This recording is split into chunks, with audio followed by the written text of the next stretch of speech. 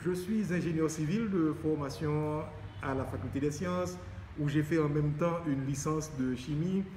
Puis je suis parti pour une formation en France, où je devais aller jusqu'au doctorat.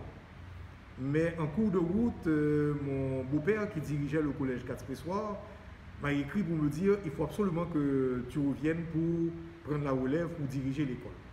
Une nuit m'a suffi pour prendre la décision d'abandonner mes études pour revenir en Haïti et pour pouvoir diriger l'école. Mais en même temps, je me suis dit, si je fais ce sacrifice, étant donné que je n'aurai pas le doctorat, je dois donc permettre aux élèves d'avoir ce doctorat dont je rêvais. Et c'est pourquoi nous avons profondément modifié le système de travail du collège 4 Pressoir pour permettre à chacun de mes élèves de me dépasser, de réussir le rêve que j'avais, que je n'ai pas pu réaliser. Et d'année en année, le collège s'imposait non seulement au niveau local, mais au niveau international. En 2014, j'ai été choisi par Ashoka International comme senior fellow Ashoka, et particulièrement pour la qualité du travail que l'implication du collège 4 Pressoir dans le développement de la communauté. En 2015, j'ai été choisi par Global Teacher Prize parmi les 10 meilleurs professeurs du monde. Et parmi ces 10 meilleurs professeurs du monde, j'ai eu une médaille d'or avec d'autres également. Et donc je suis une médaille d'or internationale. Et toujours en 2015, nous avons été choisis par Lego Foundation comme la meilleure école du monde dans le concours, le défi de réinventer l'apprentissage. Et nous ne nous arrêtons pas là parce que pour nous, à l'école, le succès n'est que l'autorisation de continuer. Donc à chaque réussite, je ne parle pas de succès, à chaque réussite, c'est une marche de l'escalier qui nous permet d'aller encore de l'avant. Et là, présentement, nous sommes avec de grandes institutions internationales, dont le Centre de recherche interdisciplinaire de Paris, le CRI Paris, et Harvard University, l'Université Tsinghua de la Chine, l'AFD France, etc., de grandes entreprises, de grandes institutions. Nous avons créé le Learning Planet International, qui est une plateforme virtuelle sur laquelle toutes ces institutions vont partager leur réussite pour que le monde devienne la planète apprenante. Et là, nous venons d'ouvrir également un partenariat avec l'ISTA pour pouvoir reformater l'enseignement supérieur en Haïti. Donc voilà, je m'implique toute ma vie, c'est une implication dans l'enseignement avec un objectif que chaque jeune soit transformé en acteur de changement pour que Haïti prenne sa place au rang des grandes nations du monde. C'est mon rêve. J'ai eu plusieurs cousins. Est-ce que vous savez qui ont eu le doctorat? Est-ce que vous connaissez Sheila Casimir? Tout à fait, qui était un excellent élève au collège. Excellent. Sheila Casimir, c'était mon cousin, docteur en économie. Mais qu'est-ce qu'il est devenu? Professeur à l'université aux États-Unis. Vous avez connu un autre cousin aussi, je veux parler de Nixon Etienne. Mais qu'est-ce qu'il est? Lui, il a plusieurs maîtrises. Et en mathématiques et aussi en statistique.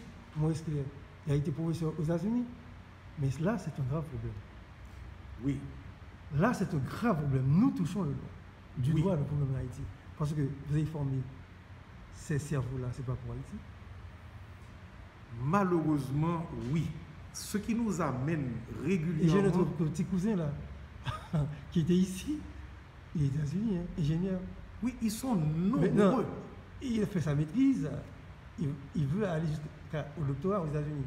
Alors, c'est ce qu'on appelle chez nous l'AVM CAP. Oui et non. Oui et non. Non, vous savez, pour le monde. C'est une étape. Alors, c'est une étape. Et là, c'est pourquoi j'ai dit qu'à chaque fois qu'on réussit sur un point, on fait un retour sur nous faisons un retour sur nous-mêmes pour dire qu'est-ce qui ne marche pas. Et ça, c'est le grand problème, c'est la grande préoccupation que nous avons, si bien que nous nous posons régulièrement la question pourquoi on travaille, pour qui on travaille.